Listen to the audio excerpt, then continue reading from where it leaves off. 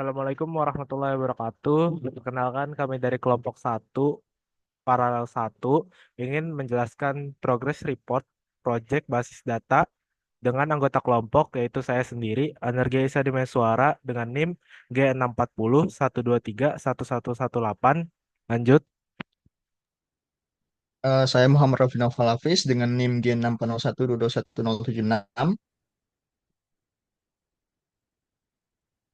Next. Saya Muhammad Farhad dengan NIM G640 123 1080. Saya Pangeran Sande Marcelino Putra Saparta PA dengan NIM G640 123 1035. Dan ada Praditya Putra Irawan dengan NIM G640 123 1057. Selanjutnya akan dijelaskan oleh Marcel. Silakan Marcel, waktu dan tempat dipersilahkan. Baik, terima kasih untuk saya membacakan latar belakang untuk progres eh, project. Jadi PT Saraswanti Indo Genetek atau SIG adalah anak perusahaan dari Saraswanti Group yang berlokasi di Bogor yang didirikan melalui kerjasama antara PT Saraswanti Anugrah Makmur Surabaya dan Yayasan Indonesian Center for Biodiversity and Biotechnology ICBB Bogor sebagai laboratorium pertama di Indonesia yang terakreditasi oleh Komite Akreditasi Nasional dalam uji analisis produk hasil rekayasa genetika secara kualitatif dan kuantitatif. PT SIG terus meningkatkan visinya untuk mendukung keamanan produk dengan akreditasi ISO atau YC 17025 di 2017. Di tengah pertumbuhan perusahaan, PT SIG merespons perkembangan teknologi dengan merancang sistem informasi peminjaman ruang meeting berbasis web untuk menyederhanakan proses pemesanan ruangan. Saat ini, proses peminjaman ruang meeting di PT SIG masih dilakukan secara manual, yang memakan waktu dan kurang efisien. Untuk mengatasi kendala tersebut, perusahaan mengembangkan sistem berbasis website yang memungkinkan pegawai memeriksa ketersediaan ruang meeting dan mengajukan peminjaman secara cepat dan mudah, dan mengimplementasikan metode prototyping dan analisis pieces untuk mengukur kepuasan pengguna. Sistem ini diharapkan dapat mempercepat akses informasi, mempermudah proses peminjaman ruang, dan meningkatkan transparansi. Sistem ini tidak hanya memberikan manfaat efisiensi, tetapi juga meningkatkan kenyamanan karyawan dalam mendukung operasional perusahaan. Oke, mungkin untuk selanjutnya bakal dijelaskan oleh Bang Farhad. Boleh silakan, waktu dan tempat dipersilahkan bagian proses bisnis. Oke, saya akan membacakan proses bisnis atau user requirement. Persamaan ruang meeting. Yang pertama, pegawai login ke dalam sistem peminjaman ruang meeting. Setelah login, pegawai dapat melihat daftar ruangan meeting yang tersedia, lalu memeriksa jadwal ruangan untuk melihat ketersediaan pada waktu yang diinginkan. Pegawai kemudian mengisi formulir pemesanan dengan detail waktu dan durasi pemakaian ruangan yang diinginkan. Lalu, pemeriksaan sistem. Sistem secara otomatis memeriksa apakah ada pemesanan lain yang telah terjadwal pada waktu yang sama untuk ruangan yang diminta. Jika terdapat konflik jadwal, sistem akan memberikan notifikasi kepada pegawai untuk memilih waktu lain atau ruangan alternatif yang tersedia. Jika tidak ada konflik, sistem melanjutkan ke tahap berikutnya. Selanjutnya, konfirmasi peminjaman. Permintaan peminjaman yang lolos pemeriksaan konflik jadwal akan dikirim ke admin untuk ditinjau. Admin yang memiliki hak akses khusus akan melakukan verifikasi dan memberikan persetujuan atau penolakan terhadap permintaan tersebut. Setelah keputusan dibuat, sistem akan mengirimkan notifikasi kepada pegawai terkait status peminjaman, apakah disetujui atau perlu dilakukan revisi. Oke, bagian selanjutnya adalah fungsi dan query yang diperlukan dalam aplikasi. Ini query pertama yaitu bernama fungsi registrasi pengguna. Inputnya adalah berupa email, password, username, dan role. Outputnya berupa data entry yang bakal masuk ke dalam database. Jadi query-nya adalah di sini saya membuatnya memakai prosedur biar bisa dipakai secara ulang-ulang. Di sini memakai email, password, username, dan role. Jadi di sini bakal insert into users yaitu tabel users. Yang bakal dimasukin adalah email, password, username, dan role. Value-nya apa? Value-nya adalah yang tadi kita masukkan. Terus deskripsinya, fungsi ini berguna untuk menambahkan data akun pengguna baru ke dalam sistem. Selanjutnya ada fungsi login pengguna. Jadi setelah tadi pengguna melakukan registrasi, jadi input yang dimasukkan di sini adalah email dan password. Outputnya berupa login accepted. Jadi misalnya loginnya tersebut benar, maka loginnya itu diterima dan bisa masuk ke dalam sistem. Query-nya adalah berupa seperti registrasi tadi, kita memasukkan email dan password, tetapi tidak ada username dan role-nya. Jadi di sini hanya email dan password, dan kita membandingkan apakah email dan passwordnya itu sama yang ada berada di dalam database tersebut. Deskripsinya, fungsi ini berguna untuk melakukan login ke dalam sistem. Next, ada fungsi peminjaman ruang meeting. Di sini fungsi peminjaman ruang meeting ada 3, yaitu create, edit, dan delete. Yang pertama adalah create. Kita meng-create reservasi peminjaman ruang meeting, yaitu dengan cara memasukkan employee ID, ruangan ID, tanggal kapan meminjam, waktu mulai, dan waktu selesai. Di sini query-nya adalah memakai prosedur create reservation, yaitu didapat dari table ini, yaitu employee ID, ruangan, tanggal, waktu mulai, waktu selesai. Di sini bakal masuk ke dalam tabel jadwal peminjaman, yaitu employee ID, ID ruangan, tanggal peminjaman, waktu mulai peminjaman, waktu selesai peminjaman, dan status konfirmasi. Status konfirmasinya adalah default belum diterima karena belum masuk ke approval reservation, apakah diterima atau tidak diterima. Nah, fungsi ini berguna untuk membuat reservasi untuk peminjaman ruang meeting. Selanjutnya ada peminjaman ruang meeting, yaitu edit. Edit ini adalah dengan mengedit apa yang sudah di-create di awal. Jadi inputnya sama seperti yang tadi, employee, ruangan, tanggal, waktu mulai, dan waktu selesai. Sama, tapi di sini bedanya adalah update. Update jadwal peminjaman dan set ini bakal diubah.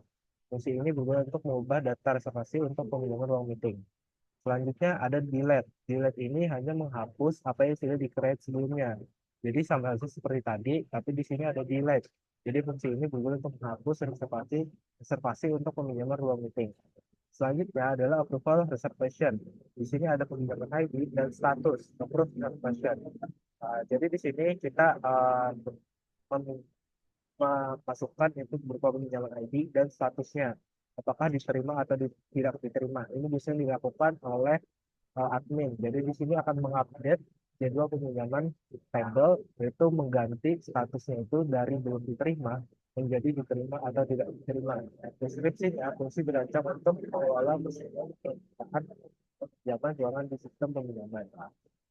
Selanjutnya ada IR diagram yang akan dijelaskan oleh Bang Rafli. Silahkan Bang Rafli, sudah mendapat dipersilakan. Oke, di sini IRD-nya ini entity-nya ada 4. Ini employee, users, ruang meeting, dan jadwal peminjaman. Jadwal peminjaman ini nanti yang ada di website. Terus users juga ada di website, employee dan ruang meeting juga ini, bukan ini yang di luar. Dan ini nanti bisa di next slide. Di next slide ada penjelasannya. Oke. Nah, penjelasannya ini yang pertama tabel users, ya, tabel penggunanya, usersnya ini ada primary key-nya, ID user, dan atributnya email, username, dan role-nya. Role-nya ini dibagi jadi 2, admin dan user. Dan fungsinya untuk tabel user ini menyimpan data dasar pengguna untuk autentikasi dan otorisasi. Ini intinya pokoknya jadi kayak representasi employee-nya di websitenya nanti. Terus ada 2 tabel employee. Ini nanti tabel employee ini menyimpan seluruh data employee-nya, employee yang ada di perusahaannya itu tadi, dengan primary key-nya ID employee, dan yang user tadi, ID user tadi, ini terhubung dengan foreign key ke employee-nya. Dan atribut-atributnya ada nama employee, email, departemennya, gender, nomor teleponnya misalnya. Terus yang ketiga, tabel ruang meeting itu ruangannya. Ruangannya itu berdiri sendiri, jadi ID ruangan saja, tidak ada foreign key. Dan atributnya nama ruangan, kapasitas ruangan, lokasi ruangan, status ruangan, dan fungsinya menyimpan informasi mengenai ruangan meeting. Terus yang keempat ini yang penting, ada tabel jadwal peminjamannya. Ini nanti eh, dibedakan setiap instansinya itu dengan ID peminjaman dan dengan foreign key-nya, ID employee dan ID ruangan. ID employee-nya yang apa yang memesan nanti yang mereservasi ruangannya, dan ID ruangan yang akan direservasikan.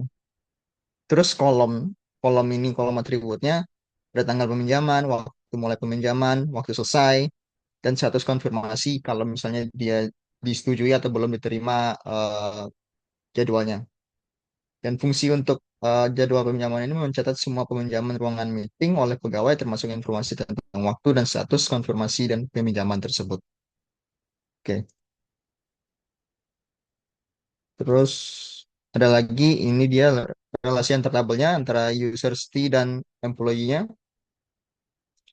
Yang users dan employee itu one to one karena setiap employee itu hanya punya satu usernya pegawai apa penggunanya di website itu. Karena nanti kalau kebanyakan ya bisa susah. Dan terus relasi antara employee dan jadwal peminjaman itu one to many karena satu employee bisa meminjam banyak melakukan reservasi itu banyak gitu. Terus relasi antara ruang meeting dan jadwal peminjaman itu one to many juga karena setiap ruang meeting itu dapat dipinjam beberapa kali gitu dalam waktu yang berbeda juga gitu. Oke. Oke, selanjutnya mungkin Radit akan menjelaskan bagian unnormalized, yaitu manajemen relasional, model relasional. Silahkan Radit, waktu dan tempat. Silahkan. Oke, wait. Ini kameraku udah kelihatan kan? Aman, Dit. Oke, bentar ya, bentar. Nah, kalau untuk yang bentuk database personal yang 1NF itu yang bentuk normal pertama itu, di mana dia itu semua atributnya masih bareng gitu, jadi masih mengandung nilai tunggal dan setiap kolomnya itu masih gabung semuanya. Nah, kayak di slide yang struktur 1NF ini tuh masih ada yang tabel peminjaman ruang itu belum dinormalisasi. Mana di dalam tabel ini tuh semua data kayak peminjaman, informasi ruangan, pengguna, dan karyawan digabungkan dalam satu tabel besar. Nah, jadi yang di dalam masalah 1NF ini banyak duplikasi data dan redundansi data. Misalnya kayak informasi nama ruangan atau departemen employee berulang gitu untuk peminjaman yang berbeda. Jadi ini nanti bakal nggak efisien buat penyimpanan dan meningkatkan kemungkinan inkonsistensi data. Kemudian untuk yang database 2NF sama 3NF, nah di 2NF itu dari yang 1NF ke 2NF itu tujuannya untuk meningkatin efisiensi di mana tabelnya itu dipecah jadi beberapa tabel yang terpisah sesuai dengan prinsip 2NF. Nah, 2NF itu mengharuskan kalau semua atribut yang non kunci itu harus bergabung sepenuhnya pada satu kunci utama. Dalam kasus ini tuh kita misalkan data dalam beberapa tabel terpisah seperti jadwal peminjaman, user, employee, dan ruang meeting. Contoh informasinya kayak nama ruangan, kapasitas ruangan, dan lokasi ruangan disimpan di tabel ruang meeting dan hanya ID ruangan yang disimpan di tabel peminjaman sebagai foreign key-nya. Ini menghilangkan reduksi data yang di 1NF. Terus kemudian dari transisi dari 2NF ke 3NF itu kita hilangkan semua ketergantungan transitif, yaitu yang atribut non kunci tidak boleh bergantung ke atribut non kunci lainnya. Nah, pada kasus ini tuh yang dimana employee itu dihubungkan ke user melalui ID user yang menghilangkan duplikasi data seperti email employee atau departemen employee yang tidak perlu di tabel pinjaman. Oke, mungkin cukup dari aku. Oke, mungkin di sini yang terakhir saya mau ngejelasin constraint, trigger, dan view yang bakal dipakai di proyekan kita. Yaitu di sini constraint-nya hanya satu. Kita baru memikirkan satu constraint yaitu pada status. Jadi di sini status hanya bisa dimasukkan data diterima atau tidak diterima. Constraint-nya hanya dua data itu yang bisa dimasukkan ke dalam kolom status. Jadi status ini hanya ada dua, yaitu diterima atau tidak diterima. Terus view di sini ada view dashboard. SQL-nya ini kita create view dashboard select. Berarti kita nge-select dari jadwal tabel peminjaman yaitu di join dengan tabel ruang meeting.